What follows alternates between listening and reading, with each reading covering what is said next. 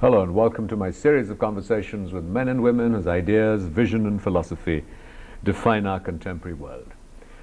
My guest today has made a unique, incisive and powerful impact, working over 25 years on India's cultural landscape, reaching out and impacting the young.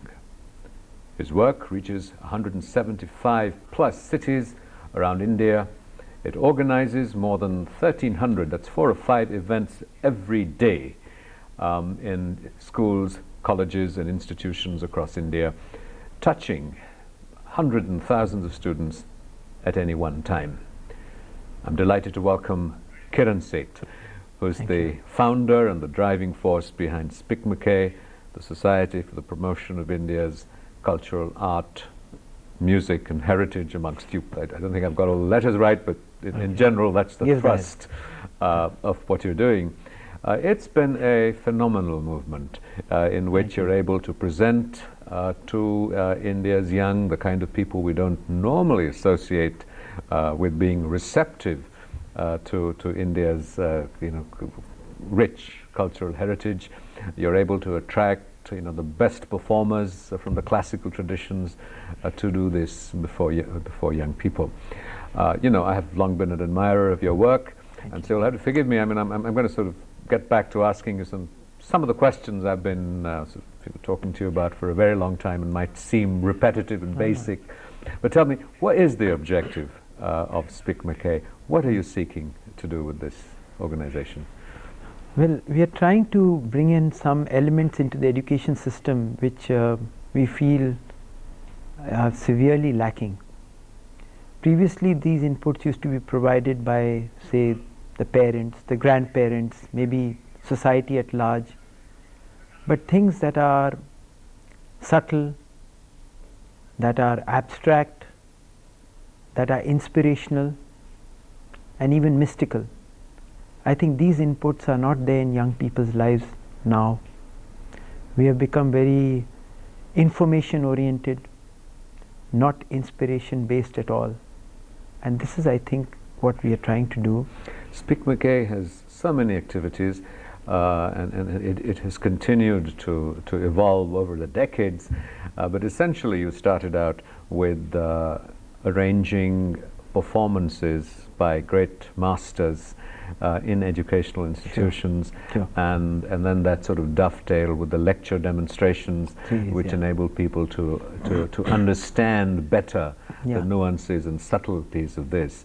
So in what ways does this process of a performance, say by Pandit Ravi Shankar, Bhimsen Joshi, I mean we could give you the sort of whole list of the who's who of it, give us the connect. What does this do, and in what ways do you think it has the more subtle, enduring impact that is your aspiration than merely listening to music and sort of the appreciation? You listen to it once and you say wah wah and it's all over. But what you're reaching out to is something far more substantial and enduring. In 2 words, it's Nad Yoga. I mean, say it's a form of yoga, and it connects you with your inner self. So it's not just coming to hear an entertaining program, but it's coming to be elevated and to bring, as I said, very subtly those elements which I talked of earlier. At one level it sort of brings, you become much more ekagra, single pointed. That's the first step. Once you become more ekagra, you're able to see within much more clearly, and as you see within much more clearly, you are able to go deeper and deeper and hopefully achieve what many of our ancestors have achieved and also experienced, and gives you a very lasting sort of what should I say, happiness, that's not the exact word, but equanimity and a clear vision of what one wants to do in one's life, I think becomes very clear with the help of such things. No one is saying that we want to make an engineer to start singing, or we want all these to act as tools to help make an engineer a finer engineer, a person in the media a finer person in the media, like that. That's how it is. you're a professor at the Indian Institute of Technology. You teach operations research, and sort of the sort of the nitty gritty, in a sense, of modern scientific empiricism. You have been able to persuade. I've just mentioned some names. I mean, I could just go on. Hariprasad Chaurasia, Kishori Amarkar. I mean, I don't think there's a single significant performer in India who hasn't really performed under the aegis and umbrella of SPIC MACAY for young people.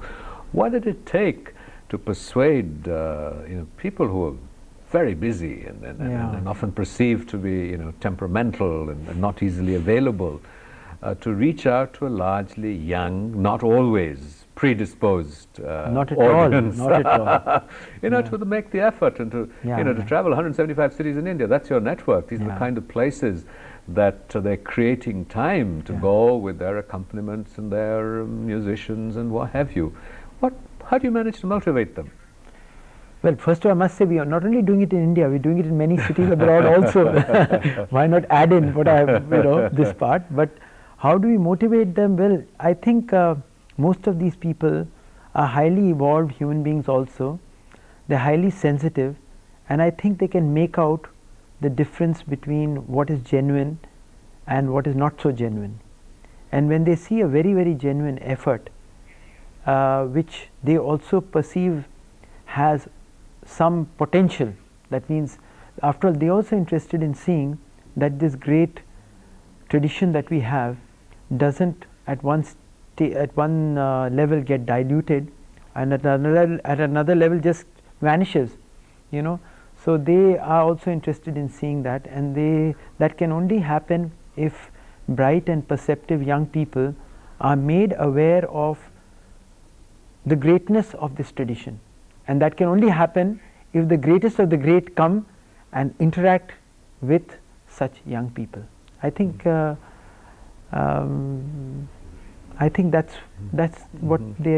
why they agree to come.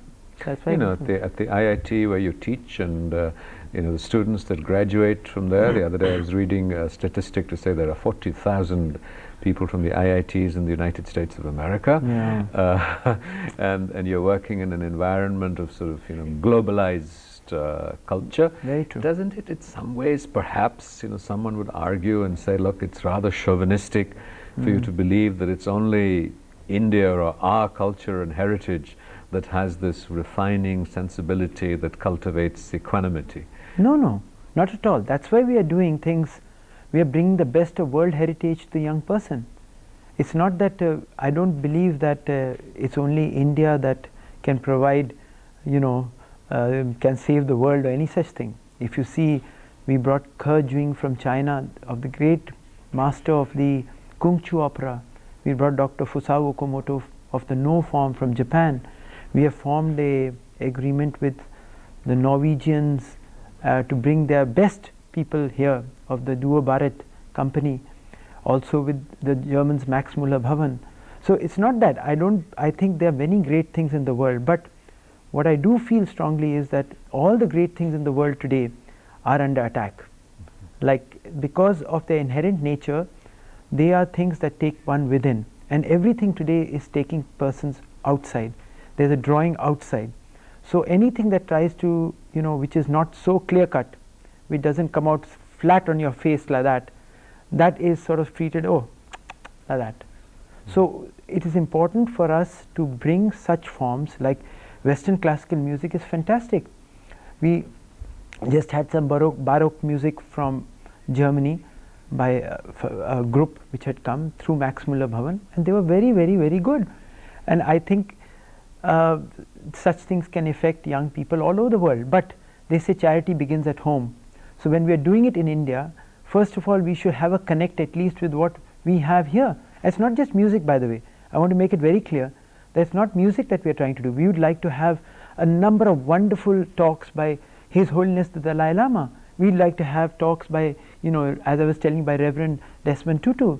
Like that, what I'm trying to point out is there's an underlying thread which is connecting all these things. That's our crafts, our folk forms, spiritual people, they all have this spiritual base, let me put it Well, that sort of, way. you know, the refining of sensibility and then the dimension of inspiration, That's it. evoking inspiration that you talked about. That's We'll come right back to that in a moment. You're watching a conversation with the founder and the sort of driving force behind SPIC MACAY, Kiran Seth. We'll be right back after a short break. Don't go away.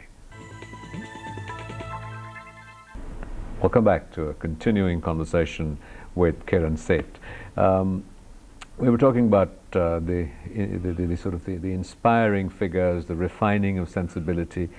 Yeah. You know, we've often tended to have this sort of sense that this can really happen from the classical traditions, from drawing on our heritage. Doesn't that, in some senses, romanticize, you know, the past? Doesn't the present have its own vitality, its own meaning, its own relevance, despite all its, you know, its apparent flaws and what have you? And when you go back to history, in history, you will always find sort of people complaining about, you know, the next generation not being as sort of you know, considerate and intellectually sophisticated as the preceding one. No, I don't say, I do believe things evolve and a lot of nice things are also happening. It's not that. And I also don't think it's only the classical tradition. Just a few days back, I heard Tijan Baiji do this program in Mansarovar Hostel. My hair stands on end when I talk of it.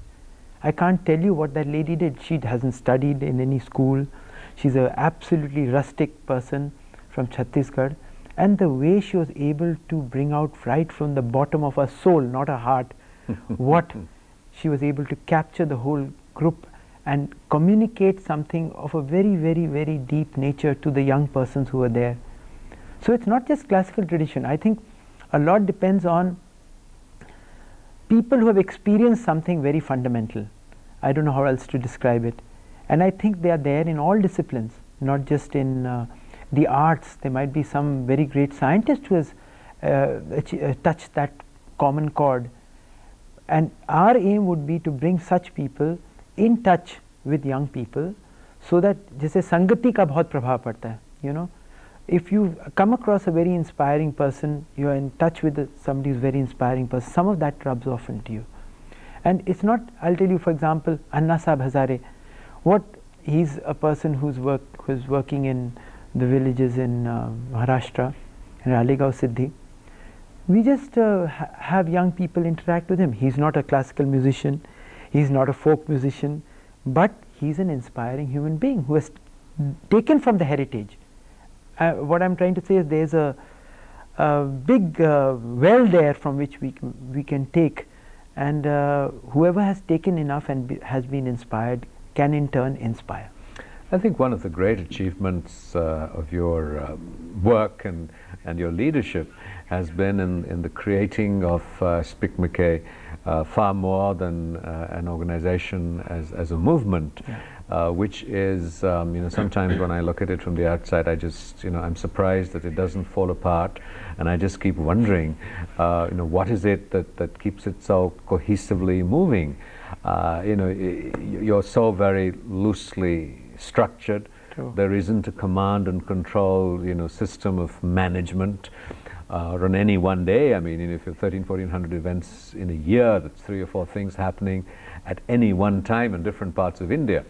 And what is the organizational secret? What is the magic that keeps this moving? And I've sort of, you know, attended performances that SPIC MACAY have organized, and there's always this seeming chaos before the event starts, but sort of, you know, pretty much between 5 or 10 minutes of starting time, it somehow falls into place, and there's a calm, soothing, reassuring performance or event that happens.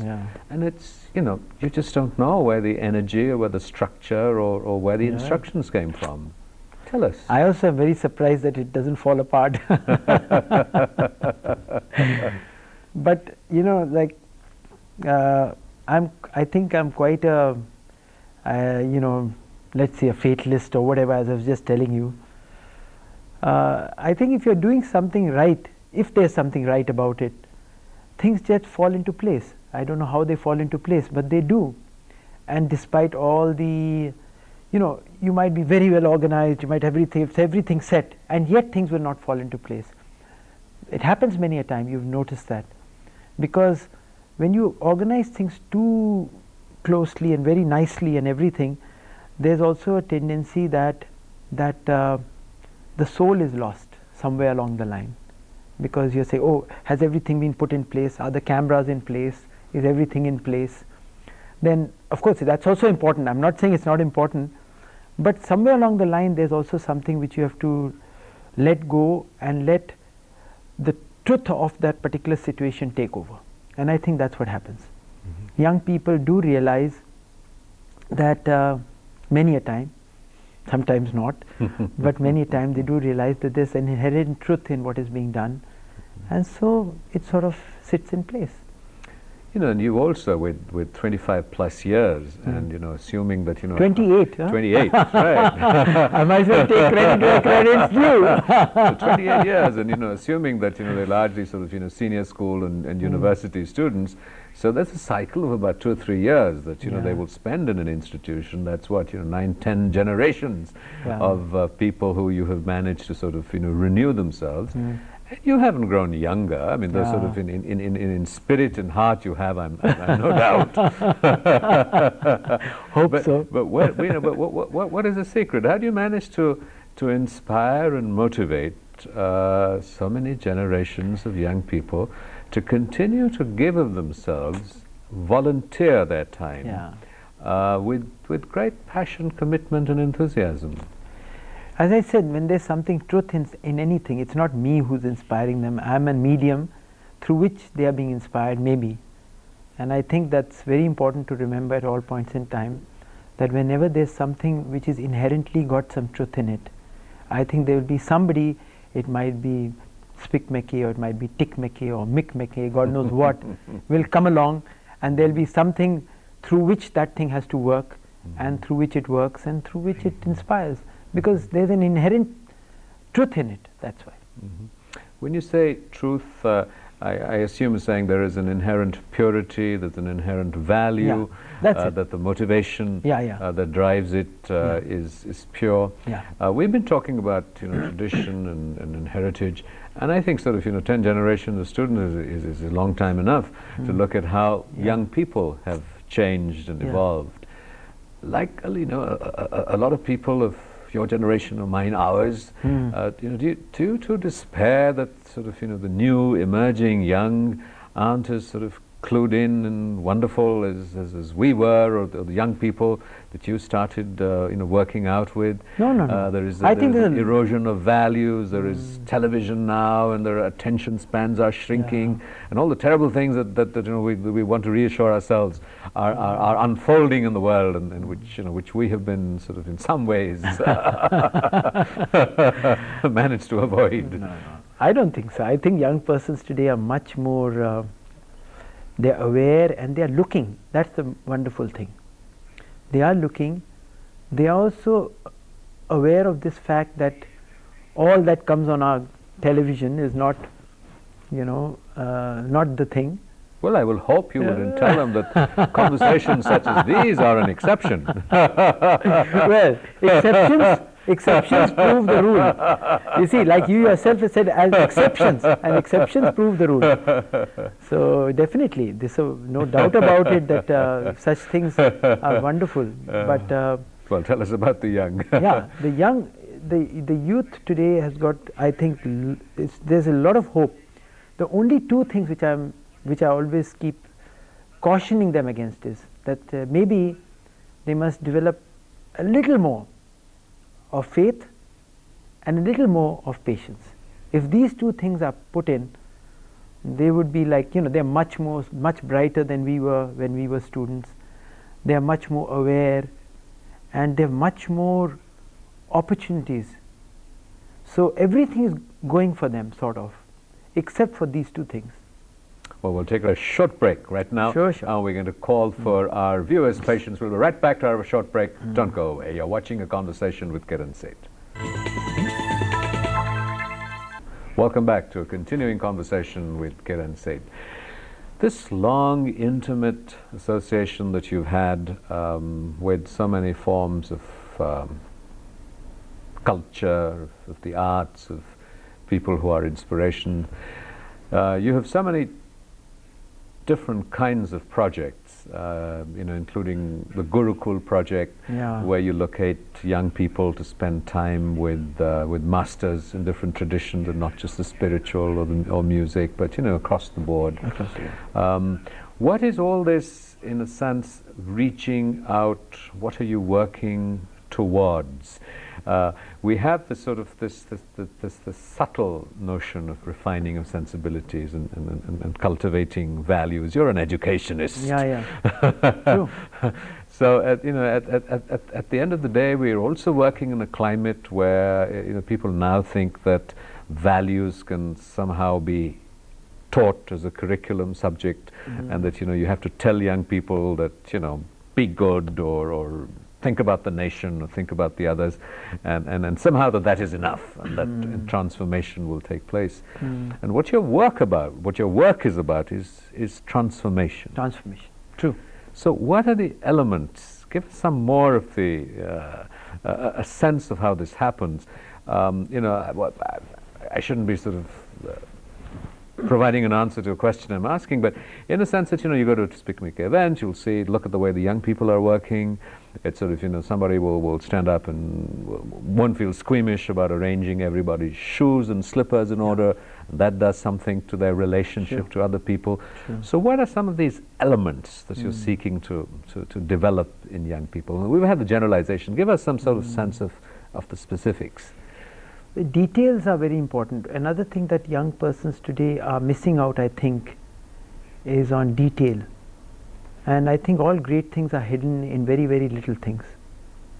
And it's with the idea of cultivating this eye for detail that, and the aesthetic sense, that we make sure that little things like you just mentioned, the shoes should be put in a line, that you should have tokens given for the shoes. And the effort to handle somebody else's shoes and to do it. And to do that. I think that's the... That's the...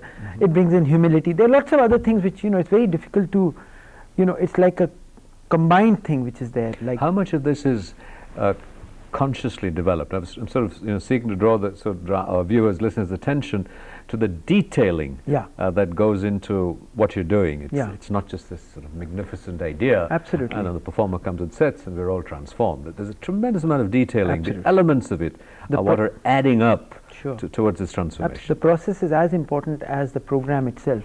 The process of preparing for the program. So give us some of these elements that you use. Well, like the green room, for example, where you welcome the artist for the first time to come in. We insist a lot upon the green room being something very beautiful. It should be very simple but very beautiful. So when the person comes there and sits down, he or she can at once get into that wonderful mood which the person, after all, the artist or the person who's coming there is also just basically a transmitter. And for the transmitter to be absolutely at ease, to set up that antenna, get everything all set, you must have a very, very nice ambience. The green room is more important than the stage, the hall. So the first place we say, look, please be very, very, very careful about the green room. When the artist comes or when the person comes, you must be there to, nobody should be allowed in and out. No shoes should be allowed inside. It should be clean. Give them as soon as what they want, they give them what they want. And then the people who are coming in, they should also be made to sit down very nicely and not move around. We also insist, for example, that there should be no entry or exit while an item is on. Because what is happening is that today most of our very meditative things are being transformed into entertaining things, because people do not have that meditative stance. So to make the meditative stance in the hall, 50% of the program or more even depends on what stance you create inside the hall. And I think that's a great deal of effort is put in there. Nobody is allowed to come in and out while an item is on. Cell phones, as usual, We tell them not only to switch it off, not to put it in the silent mode, you know, all these little details. No flash photography, no movement, bring the people as close. You see, the Western style auditorium is also not suitable for our type of presentations, and you'll be surprised to know that I have not seen in India as yet an auditorium which has been designed solely for our classical arts. It's a very sad thing, but it's true. So what we have to do is we have to transform whatever we have into as close as we can to the requirement which is there for such a thing. You know, we have this sort of wonderful, placid, evocative image, vision of a SPIC MACAY event unfolding. Surely occasionally things go wrong. Many times. And there's sort of, you know, there's confusion and there's chaos. Yeah, yeah. What does that do to you? Do you throw a fit? How do you manage that? Do you surrender to it? No, I don't surrender to it, but I don't throw a fit either. I try to rectify whatever can be rectified in that situation and try to see that it doesn't repeat itself again and again. But you see, like a system, when you're I've always been told by my father, who was a wonderful, my guru and my father and my teacher. He said, you're dealing with incomplete blocks towards a complete goal. If you expect completeness in the blocks, you would have lost the battle. So I always remember that when I'm you know, a little bit unnerved. I remember that we're dealing with incomplete blocks, but towards a complete goal. The goal is complete. So there'll be definitely flaws, drops, this, that. We should try and reduce them, try and do whatever best we can. 10 generations of young people engaging in this, your leadership, your inspiration, driving force. What has it done for you? Oh, it's made me, I think, it's made me grow a lot. I think I have become a finer person. I think I've become a more introspective person. And I think I understand a little bit better what this great heritage has to offer. And it's been an ongoing journey, and I know that in the tradition that we are here recommending, you know, the journey is far more important than any destination. Yeah. But do you see a destination somewhere in the horizon? Actually, you know, it's not important, I think. I don't see a destination like that. I see the process is, you know, on the process only you get nourishment. And whether you reach a destination or not, I think is not in your hands. I think what you can just do is you can strive and you get nourishment along the way, which is wonderful. But you cannot say that you are going to reach a destination, because I don't even know what the destination is, frankly. People say there's a destination, but I cannot say it because I have not experienced that destination. But what I can do is I can, you know, see that the process is beautiful going towards that. Kiran Seth, thank you very much. Celebrating the wonderful work that you're doing. Good luck. Thank you.